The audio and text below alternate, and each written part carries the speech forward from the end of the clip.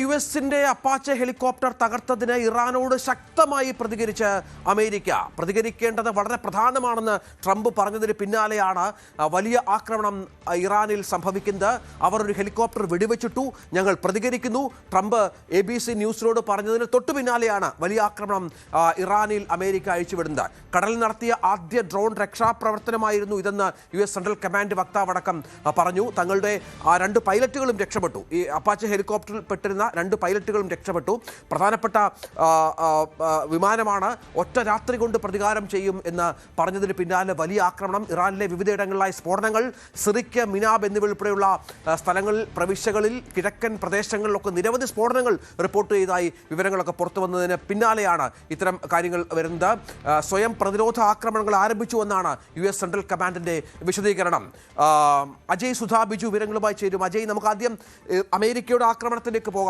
ഇറാന് തിരിച്ചടിച്ചിട്ടുണ്ട്, അതിലേക്ക് വരാം. അതിനു മുൻപ് അമേരിക്ക ഇത്ര പെട്ടെന്ന് പ്രകോപനം ഉണ്ടാക്കിയത് എന്തായിരുന്നു? അപ്പാച്ചെ ഹെലികോപ്റ്റർ തകരുന്നു, അത് ഇറാനാണ് തകർത്തത് എന്നതിന് തെളിവുകൾ കിട്ടിയിട്ടുണ്ടോ ആ രാജ്യത്തിന്?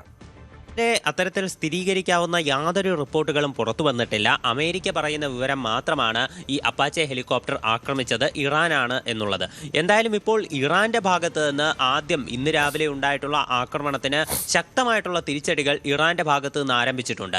പശ്ചിമേഷ്യയിൽ മൊത്തം 21 സ്ഥലങ്ങളിലാണ് ഇറാൻ ആകെ ആക്രമണം നടത്തിയതായിട്ടുള്ള വിവരങ്ങൾ വരുന്നത്. ഏറ്റവും രൂക്ഷമായിട്ടുള്ള ആക്രമണം ഇപ്പോൾ നിലവിൽ നടന്നിരിക്കുന്നത് ജോർദാനിലും അതുപോലെ കുവൈറ്റിലുമാണ്. ബഹ്റൈനിലും ആക്രമണം നടന്നിരുന്നു.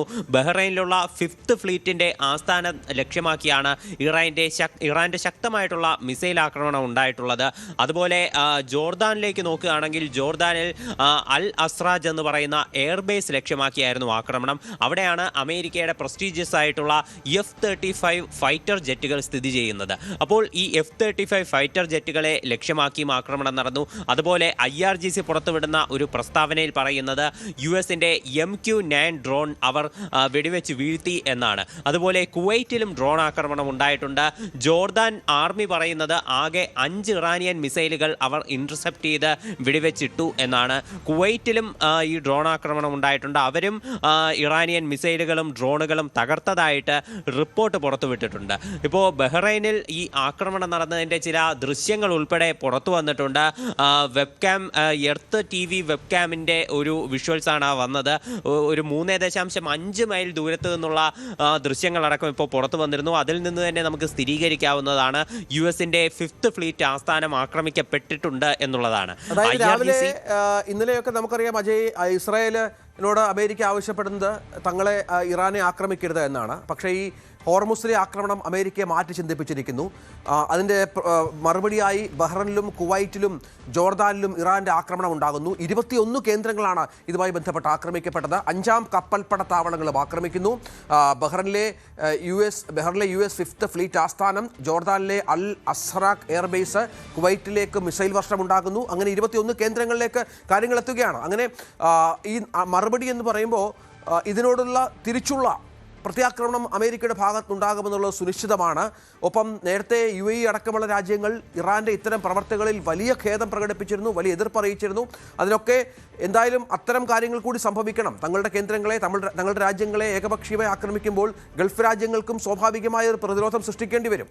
തീർച്ചയായിട്ടും ഇപ്പോൾ അത്തരം പ്രതികരണങ്ങളൊക്കെ നേരത്തെ തന്നെ പുറത്തു വന്നിരുന്നു. ബഹ്റൈൻ പറയുന്നത് തങ്ങൾ തിരിച്ചടിക്കാത്തത് തങ്ങളുടെ ദൗർബല്യമായി കണക്കാക്കരുത്, ഇറാന് സ്വന്തം മിസൈലുകളും ഡ്രോണുകളും വെച്ചുപോലും പ്രതിരോധിക്കാൻ കഴിയാത്ത തരം പ്രശ്നങ്ങൾ അവർക്ക് ഭാവിയിൽ നേരിടേണ്ടി വരും എന്നുള്ള ഒരു കടുത്ത മുന്നറിയിപ്പ് തന്നെ ബഹ്റൈൻ കഴിഞ്ഞ ദിവസം ഉൾപ്പെടെ പുറത്തുവിട്ടിരുന്നു. അപ്പോൾ എന്തായാലും ഒരു കടുത്ത ആക്രമണം തന്നെ വ്യാപകമായിട്ട് 21 സ്ഥലങ്ങളിൽ തന്നെ തങ്ങൾ അടിച്ചിട്ടുണ്ട് എന്ന് IRGC പ്രസ്താവന പുറത്തിറക്കിയിട്ടുണ്ട്. അതും IRGC പുറത്തിറക്കിയിട്ടുള്ള പ്രസ്താവനയിൽ വലിയൊരു ഭീഷണി കൂടി നിലനിൽക്കുന്നുണ്ട്. അതായത് ഇപ്പോൾ ഇറാൻ നടത്തിയിട്ടുള്ള ആക്രമണത്തിന് US എന്തെങ്കിലും പ്രതികാര നടപടി എടുക്കാൻ വേണ്ടി നോക്കിയാൽ സംഘർഷം കൂടുതൽ പ്രദേശങ്ങളിലേക്ക് വ്യാപിക്കും.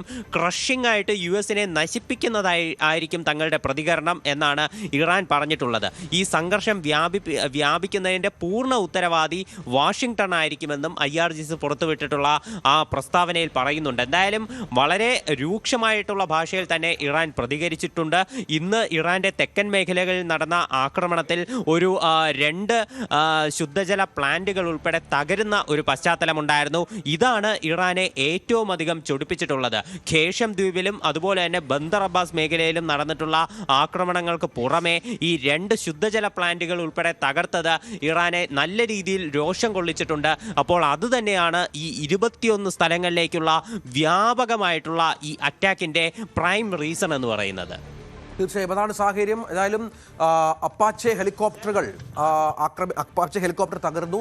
അതിനുശേഷമാണ് അമേരിക്കയുടെ ആക്രമണം ഇറാന് നേരെ ഉണ്ടാകുന്നത്. തിരിച്ചടിക്കുന്നത് ഇറാൻ കുവൈറ്റ് അടക്കമുള്ള, ജോർദാൻ അടക്കമുള്ള, ബഹ്റിൻ അടക്കമുള്ള അമേരിക്കയുടെ സൈനിക താവളങ്ങളിലേക്കാണ്. പക്ഷെ നമുക്കറിയാം, ഇത്തരം ആക്രമണം ഉണ്ടാകുമ്പോൾ അവിടെ സാധാരണ ജനജീവിതത്തെ പോലും അത് ബാധിക്കത്തക്ക വിധത്തിലാണ് ഈ ആക്രമണങ്ങൾ പലപ്പോഴും സംഭവിച്ചിട്ടുള്ളത്. അങ്ങനെ ഒരു ഇടവേളയ്ക്ക് ശേഷം വീണ്ടും ഗൾഫ് രാജ്യങ്ങൾ വലിയ തോതിൽ ആശങ്കയിലാകുന്ന പശ്ചാത്തലം ഒരുങ്ങുകയാണ്. കൂടുതൽ വാർത്തകൾക്ക് news 18 Keralam YouTube channel subscribe ചെയ്യുക.